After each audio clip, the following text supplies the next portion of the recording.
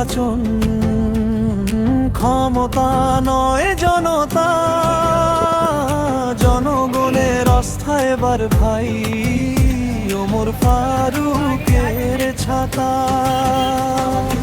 এলো রে এলো নির্বাচন, ক্ষমতা নয় জনতা, জনগণের আস্থা এবার ভাই ওমর ফারুকের ছাতা।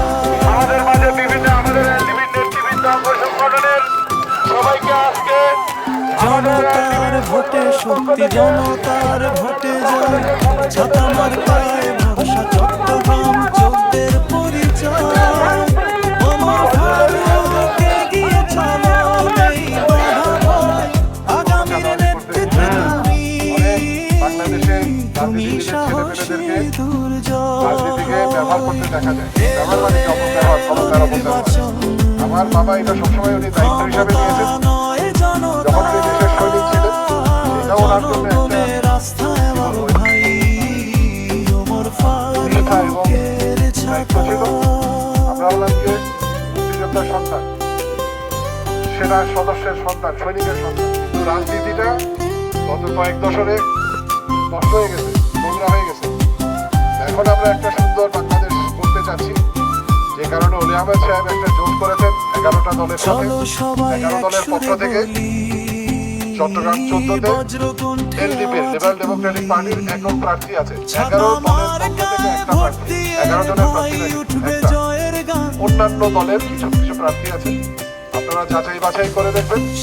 আমরা তো আমাদের দলের কথাই বলবো, আমাদের জোটের কথা বলবো। আমাদের জোটে সাদা মার্কায় ভোট দিলে ওলি আহমেদ সাহেবের ছেলে ওমর ফারুক আপনাদের জনপ্রতিনিধি হিসেবে দায়িত্বপ্রাপ্ত হবে।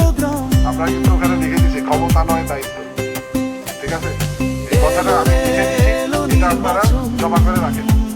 ভবিষ্যতে যদি আমাকে দেখে যে ক্ষমতা দেখাইতে আসছে, আপনি বলেন যে আপনাকে ক্ষমতা দেওয়া হয়নি, আপনাকে দায়িত্ব দেওয়া হয়েছে। আমার ছবির পাশেই দেখা আছে, আমার ছবির সাথে এটা আপনারা বাতিল করে রাখেন, ঠিক আছে? দায়িত্বটা কিসের? আপনাদের স্বার্থ সংরক্ষণ করা। আমার কারো কাছে গিয়ে চাটুকারিতা করা লাগে না। আমার যদি চাটুকারিতা করা লাগে, আপনাদের ভোটের বিনিময়ে আপনাদেরটাই দেখতে হবে, এবং আমি সেটা করার জন্যই প্রতিশ্রুতিবদ্ধ। ছাতা মার্কায় ভোট দিবেন, আর দ্বিতীয় হইল আমাদের ছাতা মার্কায় ভোট, আর দ্বিতীয় হচ্ছে সংস্কারের জন্য আমরা গণভোট করতেছি। জনগণের রায় নেওয়া হচ্ছে, সেখানে সরকারও বলতেছে হায়ের পক্ষে প্রচারণা করতে, আমরাও হায়ের পক্ষে। আপনারা যেটা জেনে বুঝে ভালো লাগবে সেটাই করেন। আমরা জোর জবরদস্তি করে কাউকে করতেছি না, এটা দিতে হবে না, এটা করতে পারি, ভোট কেন্দ্রে যেতে দেবো না, এটা আমাদের। আমরা সহায়ক ভূমিকায় থাকবো, আপনাদের অধিকার যাতে